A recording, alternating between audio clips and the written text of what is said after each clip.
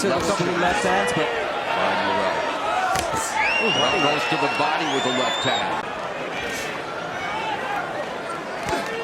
Both fighters really starting to establish already what they do well in there as Benavidez corners Morrell. Benavidez! The light heavyweight division throughout history has been the scene of some of the most intense rivalries, some of the biggest grudge matches. Benavidez and Morrell already. And now Benavidez on the ropes one again. You don't want to be, and there's a nice counter left hook upstairs by Benavidez, goes downstairs. David Benavidez versus David Morrell definitely lived up to everything that these guys said that they were going to do inside that ring. And I'm going to say this right here, right now. This is definitely David Benavidez' most physical fight to date. You can say what you want about David Morrell, but David Morrell straight stood right in front of David Benavidez. Even when David Morrell was rocked and he was hurt at different points in the fight, he didn't clinch, he didn't keep his guard up, he wasn't running around the ring, he was throwing power shots of his own, even when he was hurt, even when he was at risk. So I'm giving David Morrell so much credit for keeping the entertainment and giving the fans exactly what he said he was going to do, right? Even when he was in trouble, he still took chances of landing big shots of his own. And we cannot sit here and say that David Morrell has no power, right? The shots that he was landing against David Benavidez, regardless of what David Benavidez wants to say, we definitely seen David Benavidez not hurt or not in danger, but he definitely felt the power of David Morrell. He clipped him quite a few times where David Benavidez really kind of stumbled back and really had to readjust. So edge for Benavidez. Oh, there's a counter left from Morrell. The uppercuts to the face. David Benavidez beginning to try to close the show here in the night, but Morrell fights back valiantly. Uppercuts of his own.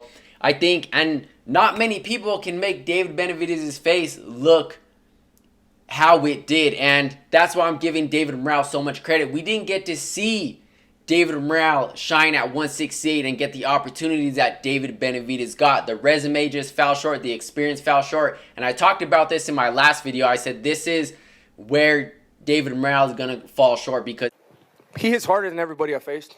He's obviously because of 175, so he's a good fighter, but I think just my experience alone, I've seen so much different styles. You know, I've seen Caleb Plant, Demetrius Andre, Bosick, Anthony Durrell. Who else? So, I mean, I kind of, like, I'm just getting better and better, but the dude is good. He fucking brought it until the 12th round, you know what I mean?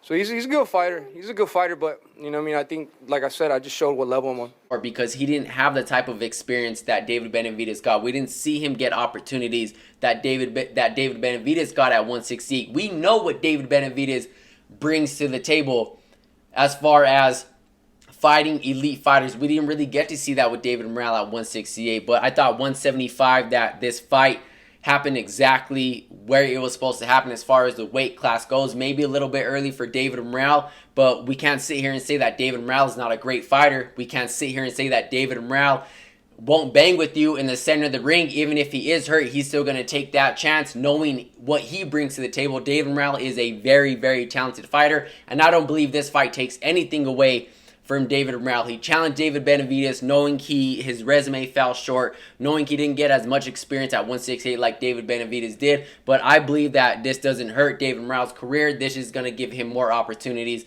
at 175, and he is still going to continue to be a threat at 175 as he's going to take away this experience from this fight against David Benavidez, and I just see David Morrell continuing his career and making his way back to the top, hopefully to get another opportunity against David Benavidez. But it's really hard to sit here. I mean, it's really hard to sit in that ring with David Benavidez and play his game as far as who can get more punches off, as far as who can give more of the pressure going forward in this fight when David Morrell was trying to play that game. And don't get me wrong, David Morrell is a pressure fighter himself, a technical fighter. He has power on his side.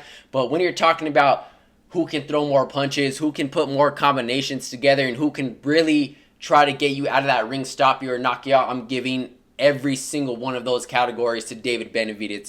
It's going to take a special type of fighter to beat David Benavidez, to put David Benavidez on his ass, or to knock out David Benavidez. Like I said, it's going to take a special talent, and I don't see anybody doing that for years and years and years, and maybe not even doing it all until David Benavidez is on his way out. Like I said, I feel like every fight that I take is going to be the hardest fight ever until the next fight. You know what I mean? And that's how it should be, because we're going up in competition. We're going up against the best of the best.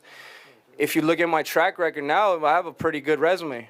Not pretty good. I have a really good resume. So every fighter I'm going up against is better than the last one. And, you know, I'm happy I'm able to show what level I'm on. And I'm happy to, you know, continue to progress in my career. Like I said, it doesn't seem like, it seems like David Benavidez is going to run the 175-pound division very, very soon, and probably even the cruiserweight division. You guys seen him talk about moving up to cruiserweight and challenging opponents for the titles over there. So, I mean, David Benavidez is a hell of a fighter. It's going to take a special type of fighter to even compete with him or to beat David Benavidez, because we all know what he brings to the table. And I think David Benavidez, his time has been then, his time is now, and his time is going to be later on down the road. He is a great talent, especially for how big he is, how much punches he throws. He has power, he has technique on his side as well. We're just going to see more and more of David Benavidez shine throughout his career. So let me know what you guys think about this. Like I said, I think this is David Benavidez' definitely most physical fight to date. He can say what he wants about David Morrell's power. He didn't really feel it. He wasn't really stunned. It didn't really shock him. But what David Benavidez' face looked like says otherwise. Like I said, there's not a lot of fighters who can make David Benavidez look like that. But let me know what you guys think. Credit to both of these fighters. They did exactly what they said they're going to do. They gave the fans great entertainment. Like I said, I'm happy with the fight. So let me know what you guys think about this, and I'll catch you guys in the next one. I'm out.